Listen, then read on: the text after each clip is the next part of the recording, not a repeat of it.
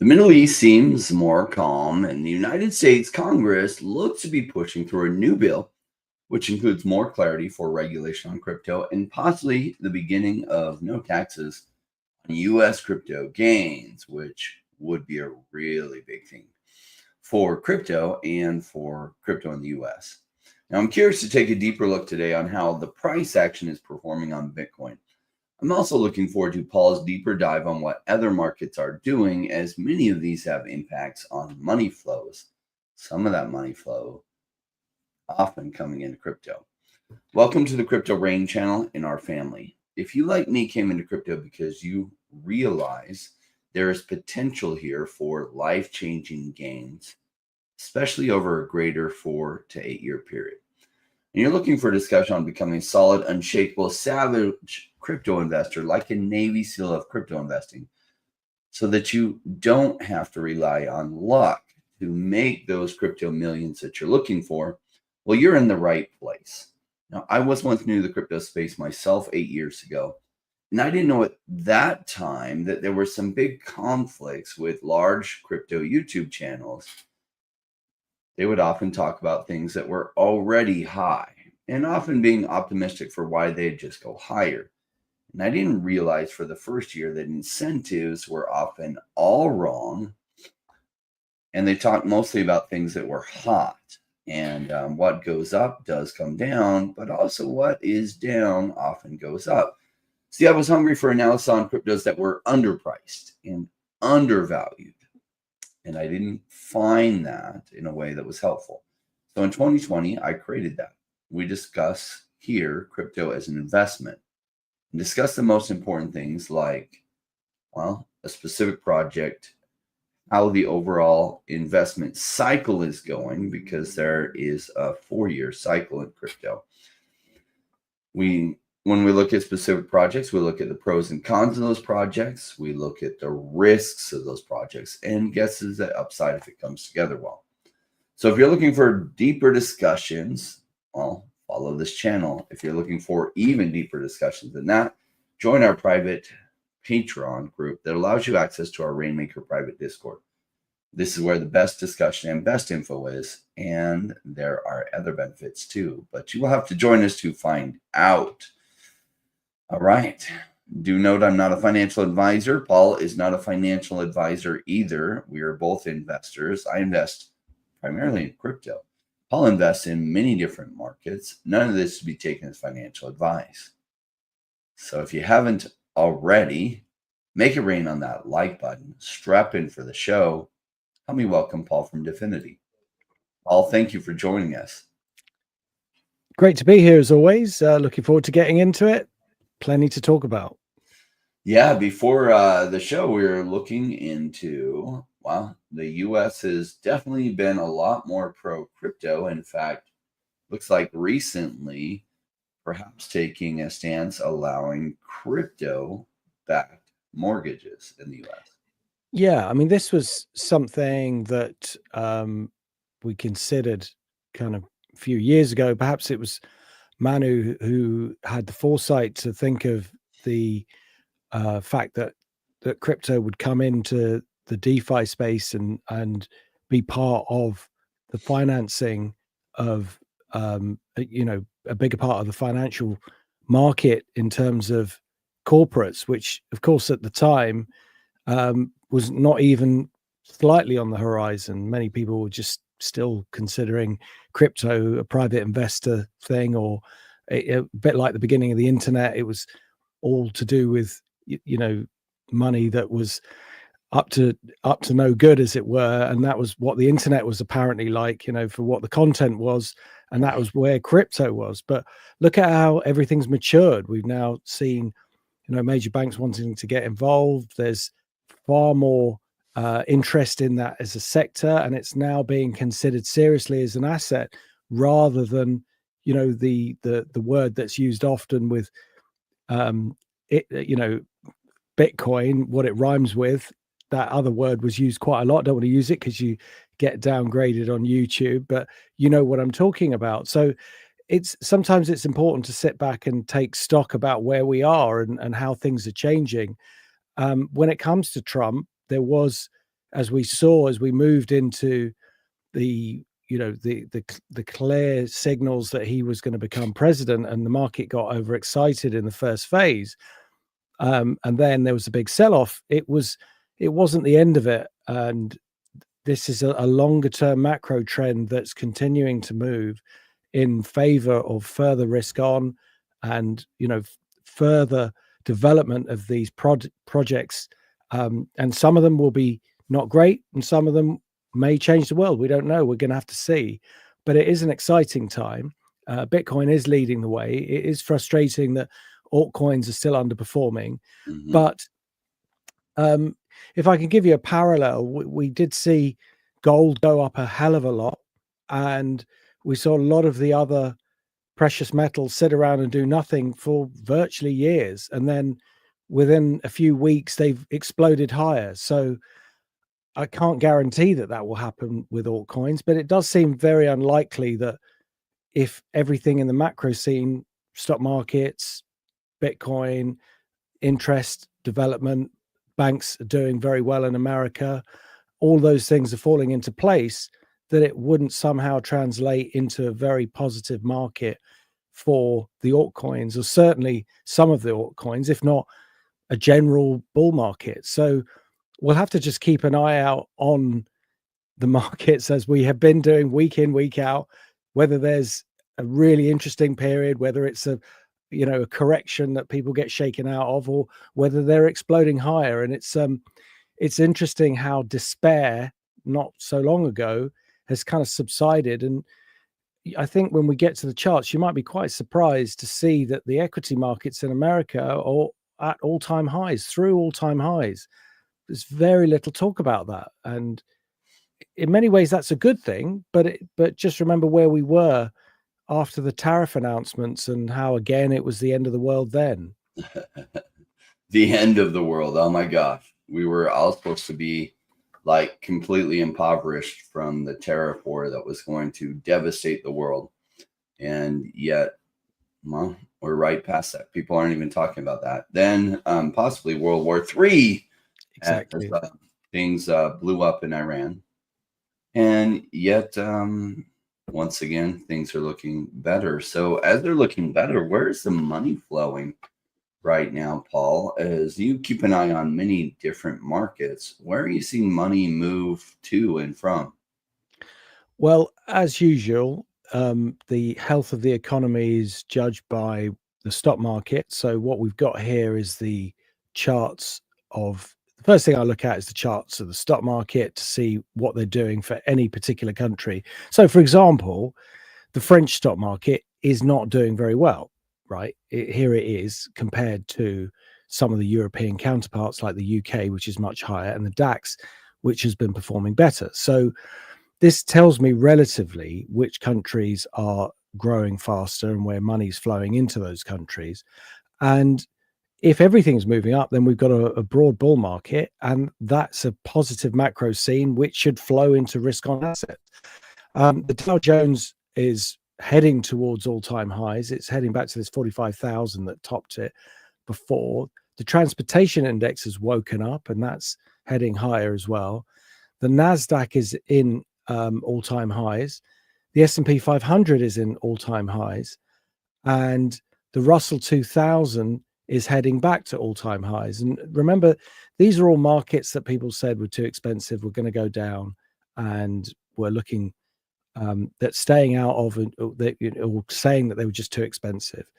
And especially the Russell 2000, which is a small cap index, that's the smaller companies. Smaller companies find it harder to raise money.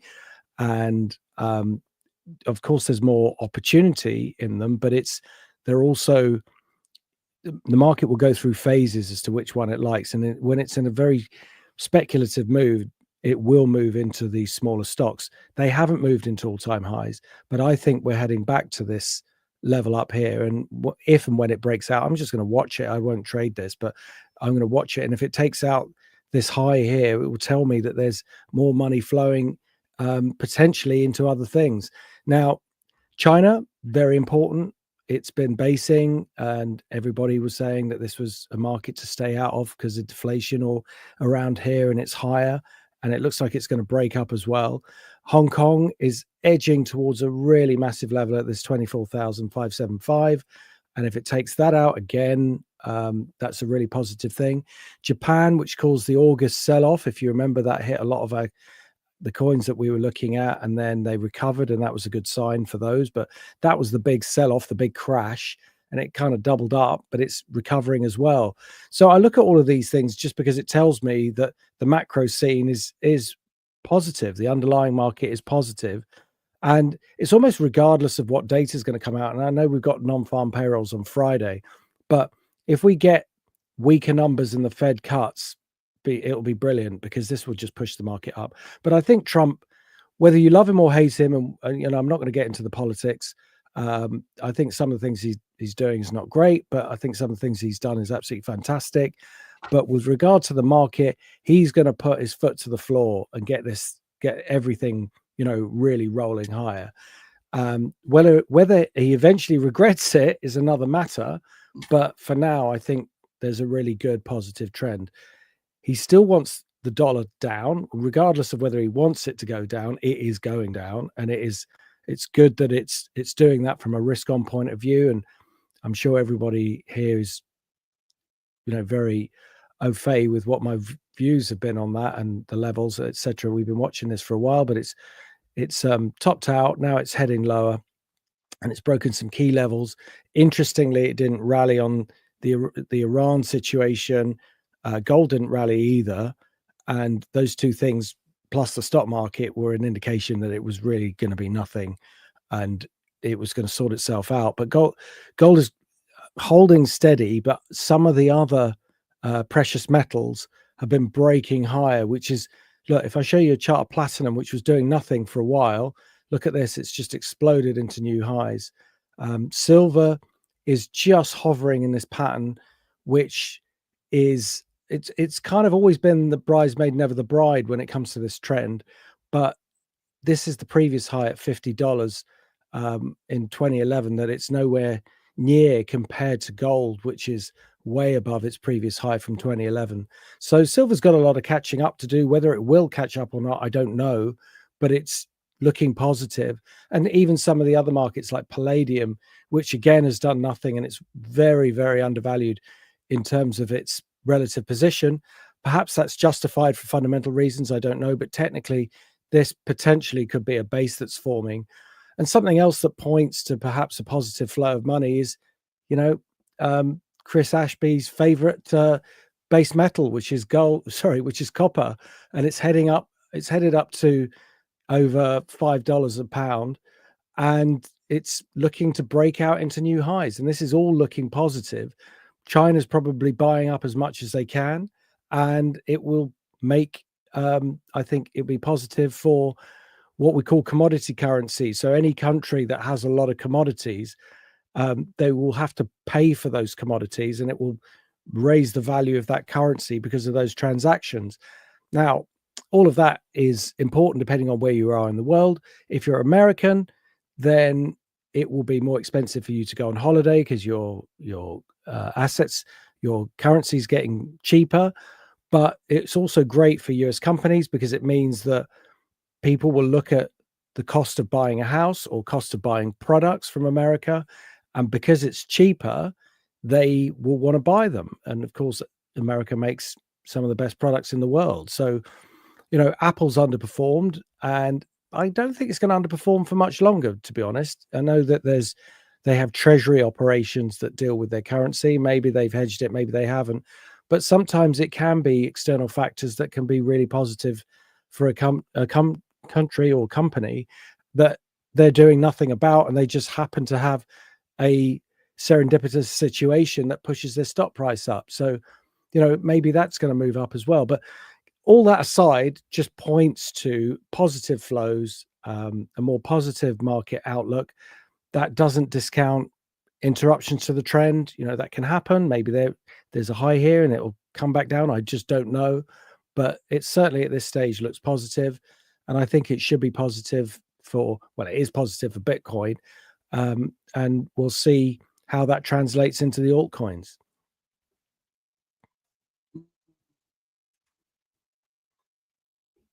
It's funny. We've been doing this show for about 4 years now, Paul. And at Really? the bottom of the market, when Bitcoin was 14,000, I remember all the quote unquote experts saying it was going to go down to 2,000 or 4,000. Yet 14,000 was the bottom. And now we've had this monstrous climb where Bitcoin's now over 100,000, exceeding its all time highs last year and right near current all-time highs, and looks like it wants to continue further. Yeah, let's take a look at what's going on with some of the other crypto markets. Let's look at so Bitcoin, ETH, and then we're going to throw in. Why don't we throw in, because it's one of the larger cap markets, right after we look at ETH, let's look at XRP. Sure. Yeah. So Bitcoin.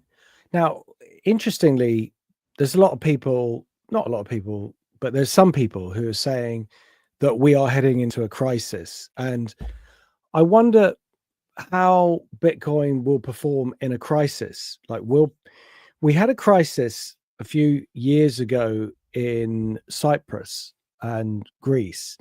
And well, it was basically Cyprus, but what happened was there was a lot of Russian money apparently in the banks, and they decided to create a haircut. And what they did was they, I mean, it's have a look at it. It's completely crazy, but they said if you have more than a certain amount of money in your bank account, we're going to take it, and that caused a whole, and they put in capital controls at the same time, which was an awful situation. Now, I'm actually now wondering whether it was Cyprus or Greece. I'm pretty sure it was Cyprus, but you'd have to double check. But definitely that's what happened.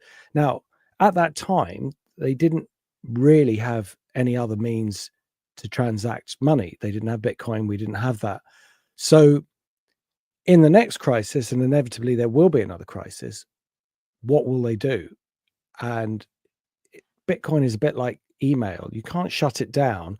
Yes, people might be selling it because they want to liquidate assets to pay for other things, but it's also equally possible that people could rush into Bitcoin because it might end up becoming a safe haven. That means that at 100,000, if we're heading towards a few years away from a crisis, it could look pretty cheap. And perhaps that will be the indication of the top, like when everyone's rushing into it. Now, these are just musings of mine, and the trend is still up. Nothing's really changed there. We've had this consolidation. We're waiting for a breakout of this consolidation to give us the next big move. I think it's fair enough that things have gone sideways given all the volatility we've had recently. But basically the trend is still up, and I'm long-term bullish. And one of the things you kind of didn't mention from a good few years ago was that I think we were both still positive on the outlook for the crypto market, given that everybody else was so bearish. That was an outlier in terms of its call, and it was very difficult to be bullish at that time because there were so many bearish things that were happening with FTX and everything else. So the fact that all the bullish signs were ignored, sentiment being one of them. Sentiment is nothing without price, and sentiment was very negative. But when the prices started to turn, that was a real indication that we were in a longer term trend. But in every consolidation, I mean, in this one here, I remember Nassim Taleb, for anybody who follows him, he was saying that crypto is dead and it's being manipulated and it won't go anywhere. And this is one of the smartest men on the planet. I was just really surprised at his arguments. And I wonder what he says about it now, with it being over 100,000. And he was very bullish on crypto to start with, certainly on Bitcoin, because he could see how it was an independent from government thing. It was, and I always thought he was more libertarian. So that really surprised me. But in simple terms, the trend is still up. There's still positive macro trends underneath it, and I would expect it to go higher from this consolidation. We haven't got the noise out there that's telling us that we've hit the top. That doesn't guarantee anything, doesn't mean it 100% is going to go up. Everything's a probability. But for now, I think it's fair to say that the overall pressures to the upside.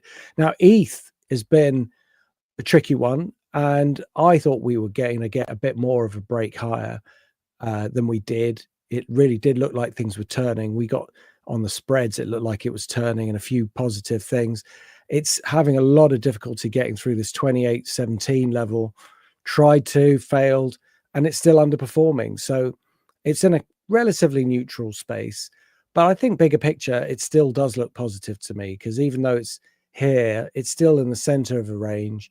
And on any 64, any 50-50, I will go with the macro deciding factor, and the macro deciding factor is bullish. So I would still stay relatively positive, but I'd prefer to see a breakout of 28.17 to indicate that the trend has changed, or that it's going to start to accelerate. Did you say Cardano, or was it RP? Sorry, XRP. Before we take a look at Cardano, yeah. Okay, yeah. Yeah. So Cardano again is one of these sleeping giants, isn't it? I mean, it should really have broken out. It had a very nice technical pattern, and it was in a consolidation that's usually indicative of it getting ready to break out higher. But we're stuck in a range, so for the moment it's relatively neutral. I do think bigger picture it will go higher, but I can't say much about it until it actually does break higher. So I don't like that it's resting on this support here at 50 cents. You know, it's 1, 2, 3, and it's very close to it, but it has got this trend line of support. And again, it's got the positive macro situation. So I'd like to come back to that at some point, but you know, that's a wait for me at this stage. And a longer term, you know, it should join the bullish trend with everything else. XRP is more of a it's got a much more bullish technical pattern, in the sense that this is a bullish triangular constriction. Now, although it's still in a range, it's holding on to its gains. So its first breakout point, or big breakout point, was here at $2.24. It did hit a high up at over $3, but it hasn't given up much of those gains. So it's still staying in this range. Now, whilst these lows are rising and these highs are falling, it's getting painted into a corner. So at some stage it will break out and we'll get the trend. But for the moment, it's we've got to wait to see which way it goes. Now, usually, because the prior move was to the upside, we'd expect the breakout to be to the upside, and it's pretty close to it now. And we got some bullish, you know, financial news out there as well. So what's it waiting for? I don't know. But if it hasn't moved in like a couple of weeks, I will be really wondering why it's not gone. So if it doesn't break up, then the risk starts to turn to the downside. So it's pretty much on the limit for where it should be before a breakout. But as you can see, it's definitely getting painted into that corner.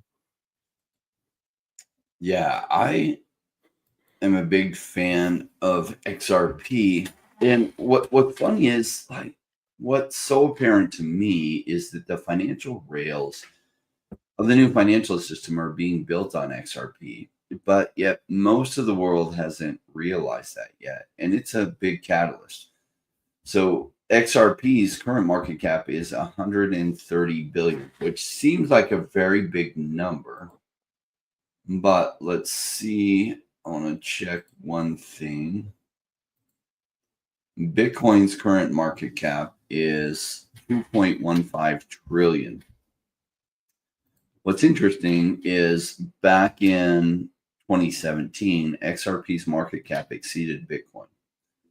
And I suspect in the future that's going to happen again. As XRP has, the utility is going to be key and drive a lot of people to really pay attention to it. Now, Bitcoin has a utility that's really been realized over the past 12 years, which is kind of a digital version of gold.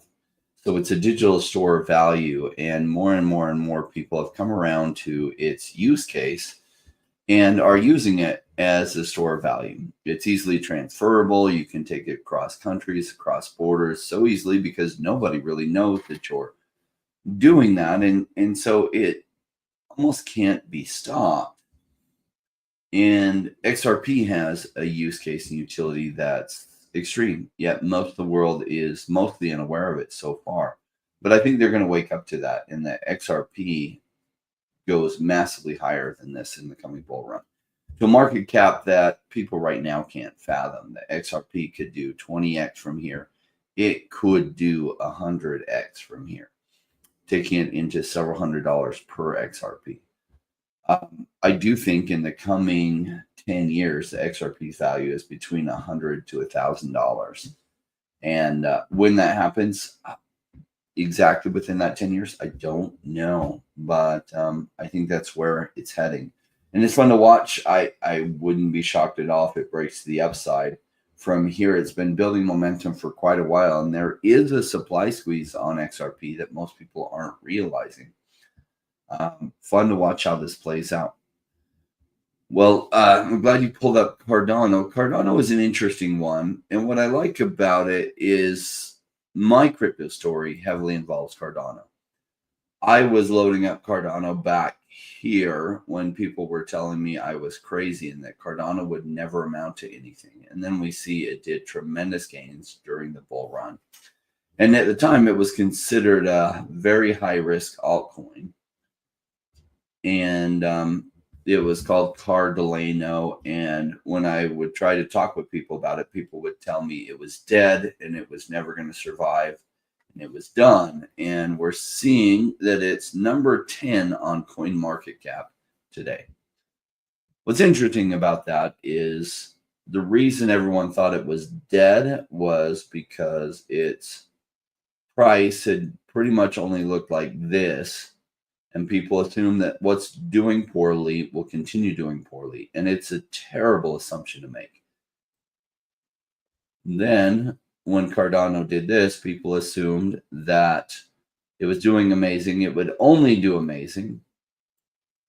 And we see that what goes down, as long as it survives and it is bringing technology forward and offering something that the future may like, well, when the cycle turns positive, its price action turns positive. But then what goes up also goes down as a lot of money flowed out of crypto. Cardano reversed tremendously, bringing it back into goodbye territory where it was discounted. And I think it's going to do very well from here in the coming bull market. Cardano being heavily involved in U.S. politics and the Trump administration, I think Cardano is going to do well. I like keeping an eye on it because I think as money flows back into altcoins, I think it flows to ETH, I think it flows to XRP, and I think it flows to Cardano first. And so I'm looking to them as canaries in the coal mine for when things are going to turn positive for altcoins and crypto. All right, we're going to look at another altcoin that's an interesting one. I don't do meme coins, but this meme coin has done some interesting things, including having their, some stuffed animals related to them, even put into Walmart. They now have applied for an ETF on a meme coin. That doesn't mean that they'll get approved, but they're in the news recently because of that. And because they're in the news, their price action has done some interesting things. Yeah. This is the one that we occasionally talk about, and it is a bit of an odd one, isn't it? Really, that even if the business does well, I'm not sure how the coin relates to that, but I don't know. But as far as the actual coin goes, I mean, it's perhaps there's more history elsewhere. What we're seeing here, it's pressing up. That's good. You know, we've made a higher low, which is good. There isn't a lot of history, so we've got to be careful of that. But if it pushes just a little bit higher through this 1.7 cents area, say 1.8 would be a break, then we're looking at certainly a new high for this year. And then we'd have to go back, well, I suppose it would just be about, sorry, that was the high for May.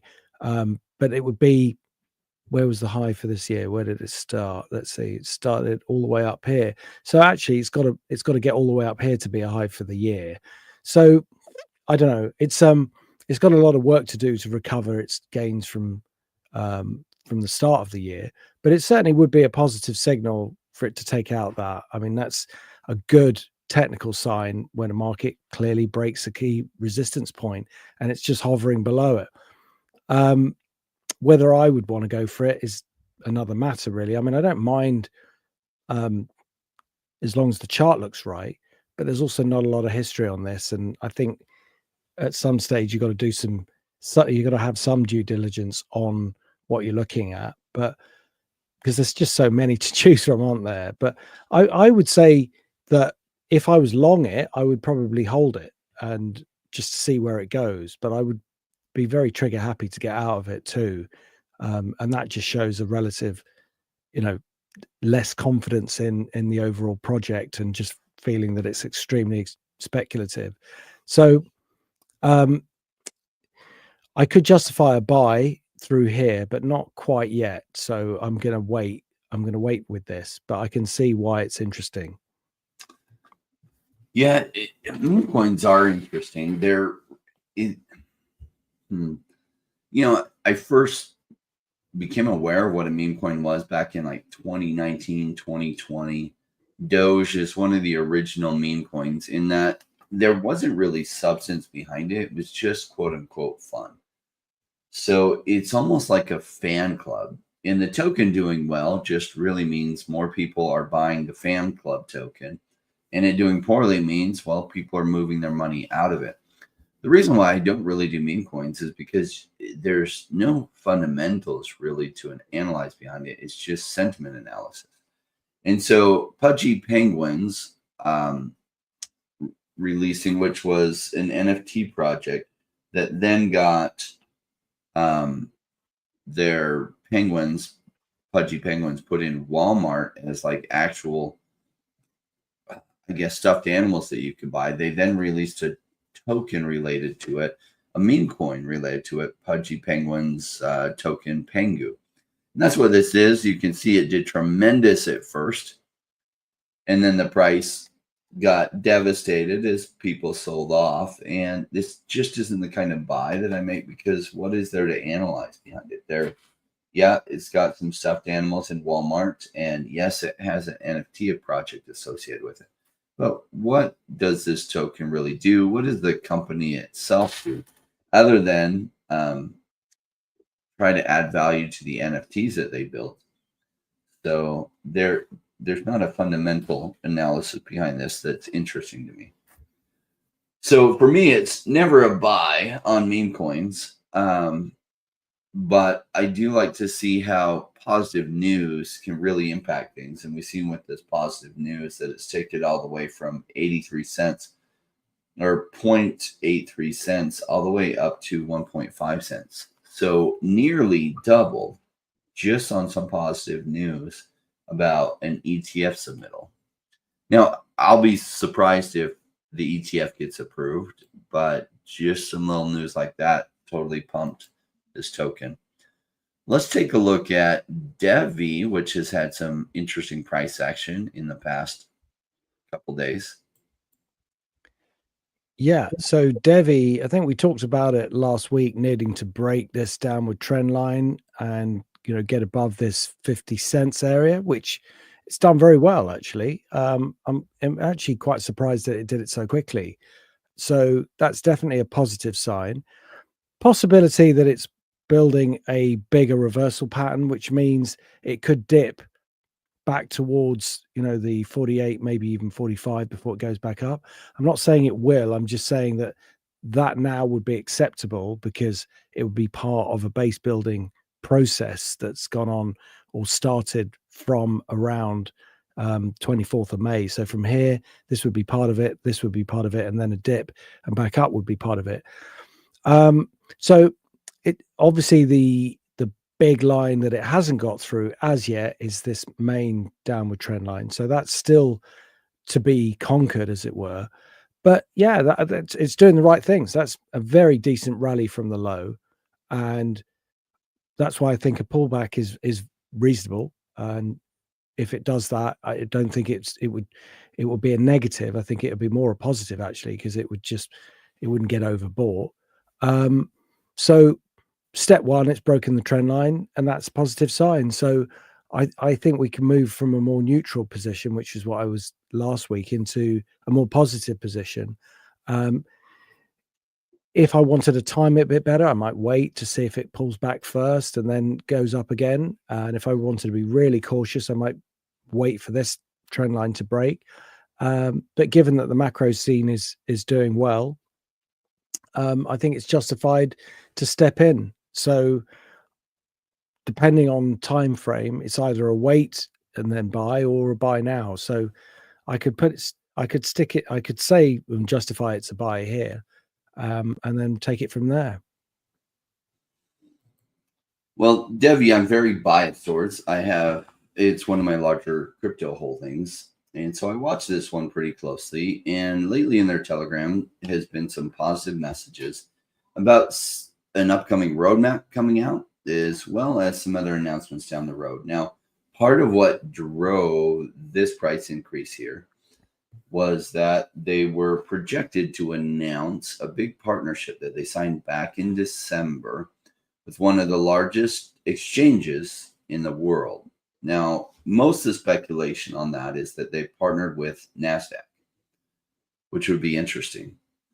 And some of what the founders of DevVE have been able to do, so DevVE can do 8 million transactions per second. I'm not aware of a blockchain that has faster speeds than this, as well as the ability to scale so that there's bandwidth so they can handle even more transactions than that across multiple shards.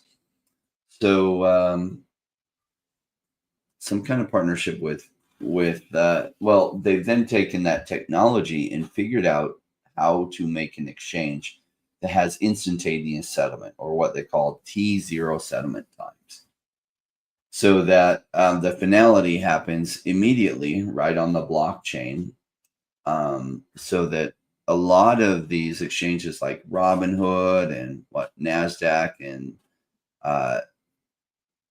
a lot of the exchanges out there in this world, they have to carry a float. So when you buy Tesla stock on exchange and you buy it at, say, whatever, $2, you think you're getting it at $2, but it may not actually close at that. They do go ahead and float that to you at $2, but it may close it higher, and the exchange has to eat that if, say, it closes at $2.03. And so the exchange has to carry a big float. Now, sometimes they end up actually paying more for the asset, and sometimes they end up paying less for it. So it does balance out, but they have to have, in some cases, hundreds of millions of dollars on hand just to float these transactions. If you no longer have to do that float, that would be very interesting to larger exchanges that tie up so much of their resources in this float. So I'm curious to see if that partner really is what many are speculating, and really what that partnership entails. But that could be big for DevVE, whose market cap is only about $50 million. And most people in the crypto market are really unaware of DevVE, completely unaware of DevVE. But some kind of big partnership like that would all of a sudden put DevVE on their radar. I mean, we were just looking at Pudgy Penguins, which has a market cap of about just under $1 billion. And here we're talking about the fastest blockchain in the world, possibly having a partnership with some, one of the largest exchanges in the world, which might be NASDAQ. That's what the speculation is.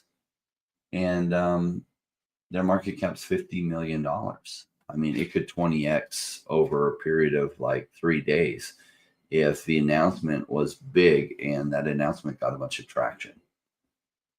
So was there a period when you thought they were actually going to make the announcement, but they didn't? And that's what this big lead up was. And they said that their partner was not ready to make the announcement until some legal framework was approved in the countries that they had applied for. pour it in, which was Switzerland and one other country.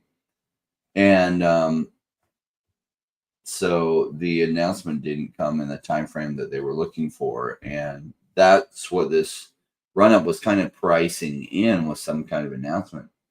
And then they clarified that, oh shoot, it's going to take a lot longer than we thought, and the price action has then since come down like this.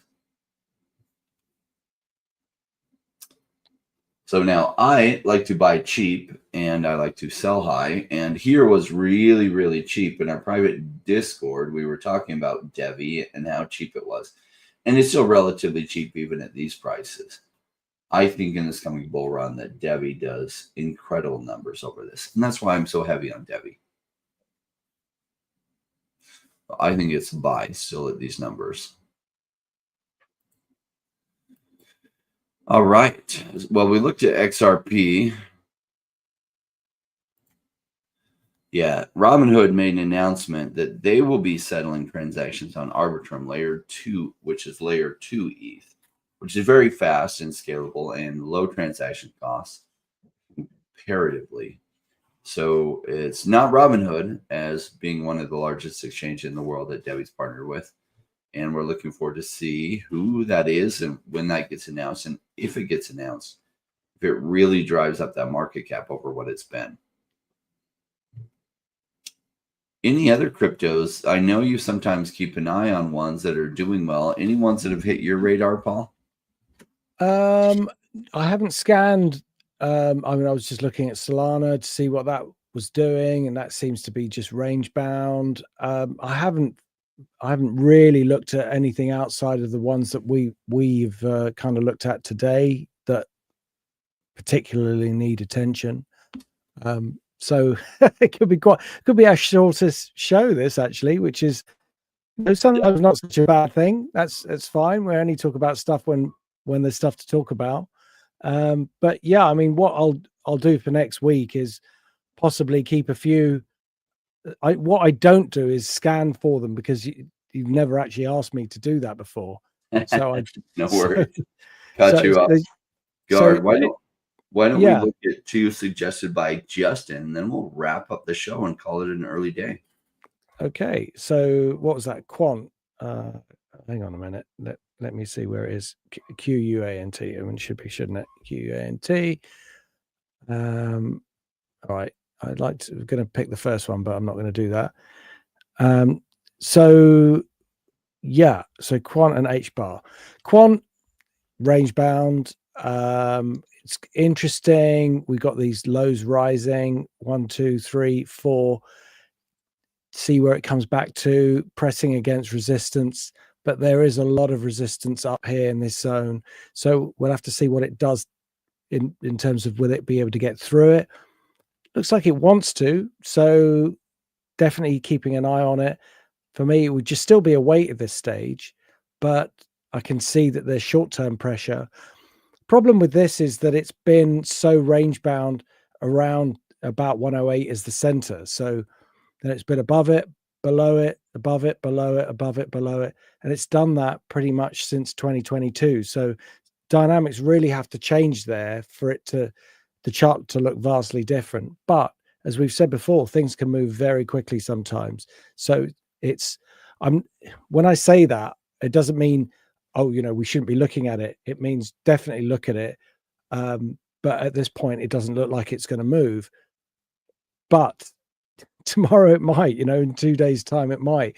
So it's always good to look. I prefer to look at it and not see something than not look at it at all. And, you know, you ask me about it when it's all the way up here, and I'll say, oh, you know, it was this point, 125 is the breakout, and this 172 is a breakout that we should have caught.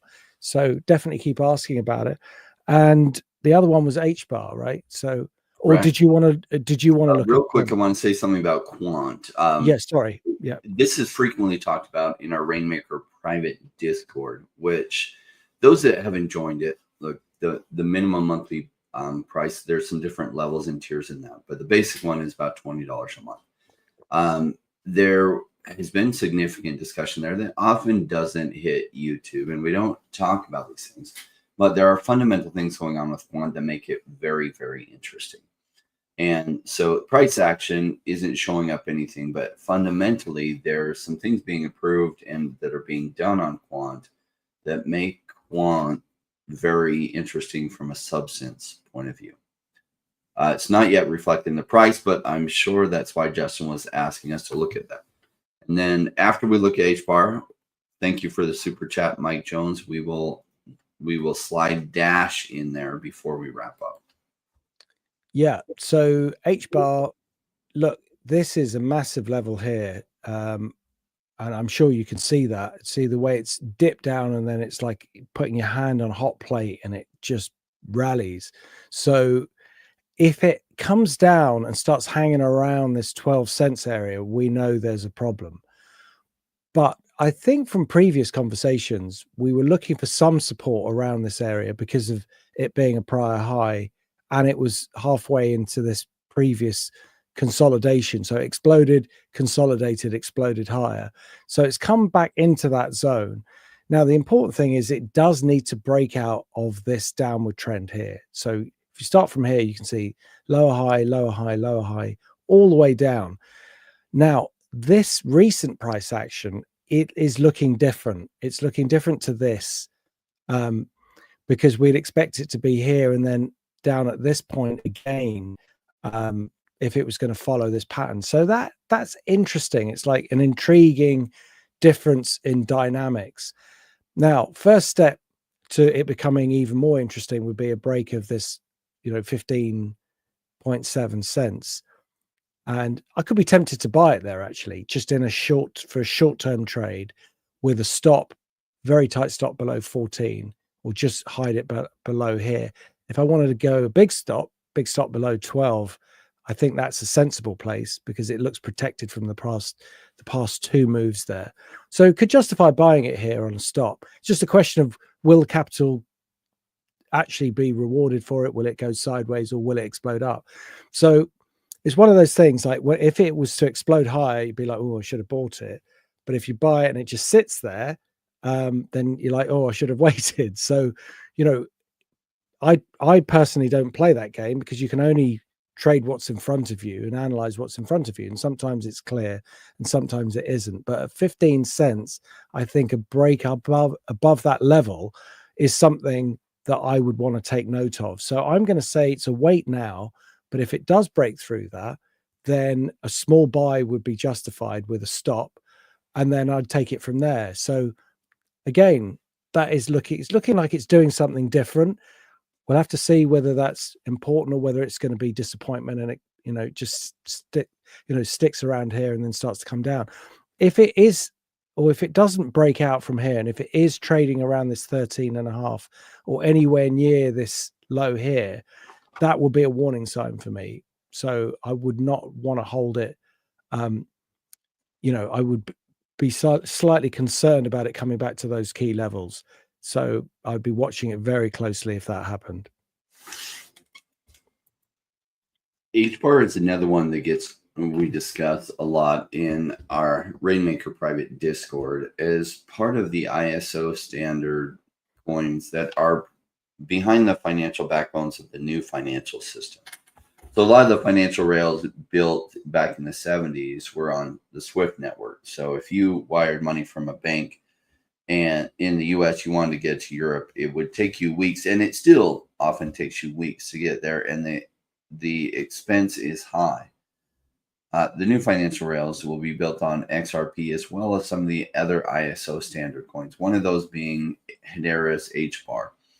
And this has significant traction. I think it took off to over 30 cents, going up to about 34 cents. It's now come down to half price. And even in a greater bull market, which I think this is in, sometimes price action does 2 steps forward, 1 step back. And so I do think for those looking at blue chips, particularly the blue chips that are part of the new financial rails, HBAR is a good buy with this. So I would give it a buy. All right, let's take a look at Dash. Dash is not one that I've heard discussed in quite a while. Dash was one of the first cryptos I looked at, and when I was brand new in crypto, and it has an amazing story.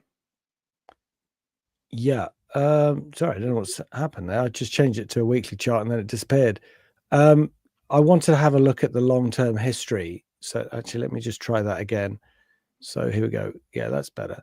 So here's the weekly chart, and it's a positive that it has a long-term history, but unfortunately, the history from 21 has been kind of consistent downward trend, other Yeah, than the this is the full history. That's just the history as reflected from when it went on Coinbase. But okay. this is what it looks like, full history. Yeah, and what's that on? So I can maybe I'm just choose it. looking at it on CoinMarketCap. Okay. I don't know So if it back gives when me. it launched, way back in 2014, you could get it for a couple bucks. Yeah. During the bull market of 2017, it went to $1,200 from a couple dollars. Wow. Okay. I mean, the important levels, or the important price action, is obviously the most recent price action, and it's where it is now, really, and where it has been in the last, or relative to the last few years. Now, this point here at 46, this breakout, I would have been very excited about that because it looked like it formed a base, but that wasn't sustained. It came back below, and it kind of went all the way back to its prior low and even went through it. And it went through it here in April, had a small rally, and it's retested it just now. In fact, it's just gone slightly below that. So it's kind of fighting to hold up, which I want to see a bit more positivity before I can get into it, or justify it. What I'm looking for is something that's telling me that the market is either slowing in its downward trend or is breaking some levels that indicate the base is in. Now, if we switch over to a daily chart, so that's each bar was a week. So that's a kind of overview, broad brush of where it's been. We can see that there is some interesting price action in the short term. And this is the line that I drew across on the other chart. So it's made a low, and it's raised up a level from that low. So this is the spike it's been sold into, because any break into a new low will get sold into. So if I sold it, let me just show you how that would look. So if I sold it here at this level, because it's broken this low, and that would be a technical trade, it actually just snaps straight back up. So now I'm short, and I'm holding a short position. The shorts are hoping that it will go down because they want to buy it back cheaper, but actually it's kind of going the other way. So there may be something building here against this resistance. So the fact that it rejected this low, which is called a bear trap, when it does that, because it traps the bears go into short and it goes back up again. It's not a particularly aggressive move. When it's aggressive, it tells you that there's been a lot of volume, and then more bears would have been caught, and the squeeze the other way will be bigger. So it might be a relatively muted move, but at least it's done it, which is more than we could say than if we were looking at it at this point. It would just be definitely a wait because it's still in a downward trend. So I want to see whether it can break above this $20 area and start playing up here. Now, it's still got a lot of downward pressure to deal with, and so it's got a lot of wood to chop, as they say. But this is something worth looking at, and I think if I'd like to look at it again next week, especially given as you've made a payment to the channel and support the channel. But I'd like to see where this is, and if it's trading above here, then I think it would be a very positive, well, not a very positive thing, but it'd be at least a positive thing that's moving into the justification that if it goes any more, I could call it a buy. Now, the big resistance point, to be fair, is really up here at $26. It played above there and was sold against many times. If it comes back to retest that, then it will look far more interesting, and I could justify a more aggressive buy. And as you know, I mean, things are fluid as it works its way up. There are a few levels along the way that could initiate further buying. We'd have to look at how it's done it as well, if it moves really quickly or slowly, or indeed potentially if it comes back here and then it's back to a neutral. But definitely worth playing off the short-term pattern. I think short-term traders would be interested in that. It just needs to break above that to give a short-term buy signal, and then we'll see whether we can run with that buy signal into something more substantive. Mm-hmm.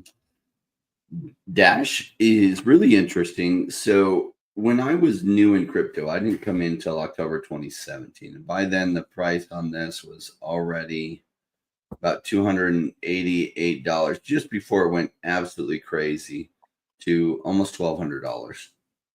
If we put this to a logarithmic scale, there was a content creator I watched way back then that had come into the crypto space back here when Dash was floating around $2, and he didn't take it, all that serious. And what's interesting about Dash is they, as far as I know, they were one of the first crypto projects that introduced a node system where if you held so many Dash, you could then operate a node, and it would then reward you in more Dash tokens for operating the node.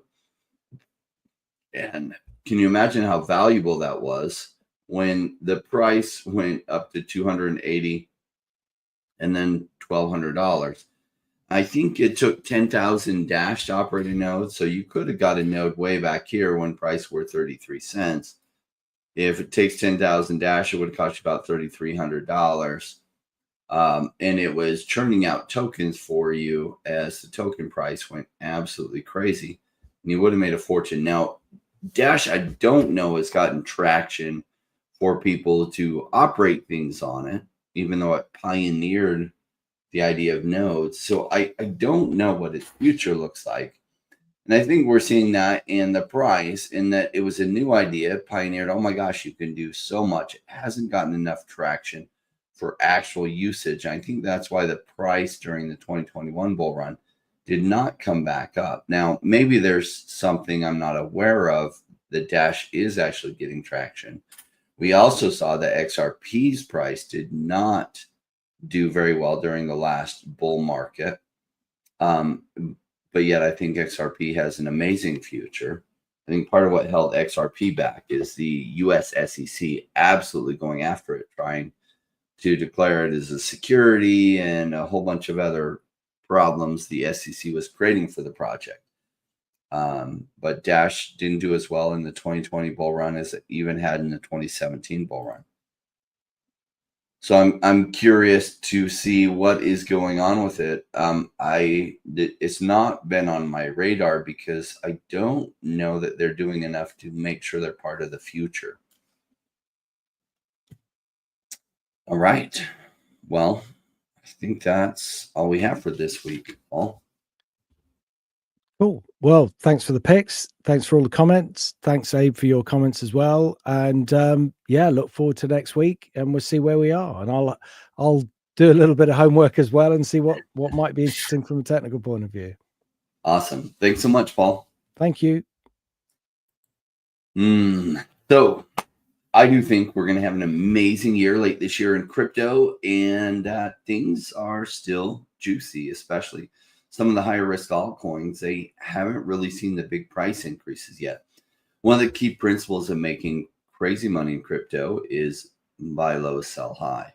And so there are still a lot of, in my opinion, fundamentally strong projects that their prices are massively undervalued and underpriced. And I think that they really have a good year later this year as a lot of money comes into crypto. We'll see how it actually plays out, but that's how I've stacked my portfolio. So it's going to be a wild ride. Thanks everyone for joining us.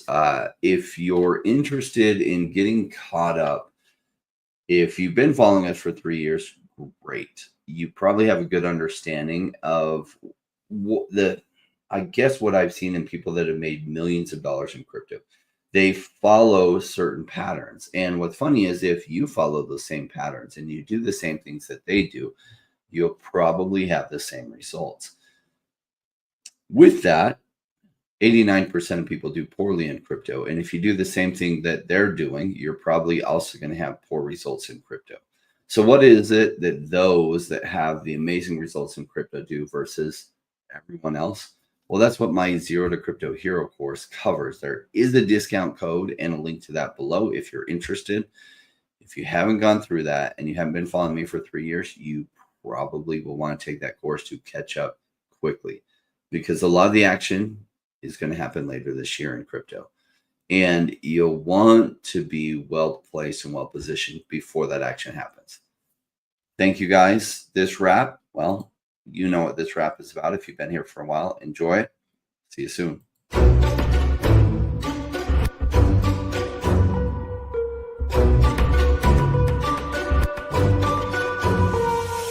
Came into the space, chasing all of the gains, chasing the pumps and all of the hype trains. But like in life, shit bad before you could. Was told to buy when it was pouring like a rainmaker should. I buy when it's down, don't chase the boats that I miss. Cause I always make the time in mind. I stick the one out cause I'm patient like that, and I'll wait for the right time. I sell when it's high, I buy when it's low. They call me rich, they call me smart. I'm just a rainmaker running the show. Calculated investments, I don't lead with my heart. The principles are simple, they're leaving a mark. Buy when it's boring, just gotta be smart. I sell when it's hype, like all the channels they pump it. That's when I was selling, got parabolic and dump it. They call me rich, they call me smart. I'm a rainmaker, making my own start. I'm with the future, learning the past. Makes it time fly by, years going so fast. The game plan is mine, I'll own it now. When I reach the top, haters asking me how. Cause I'm a rainmaker, investments I love.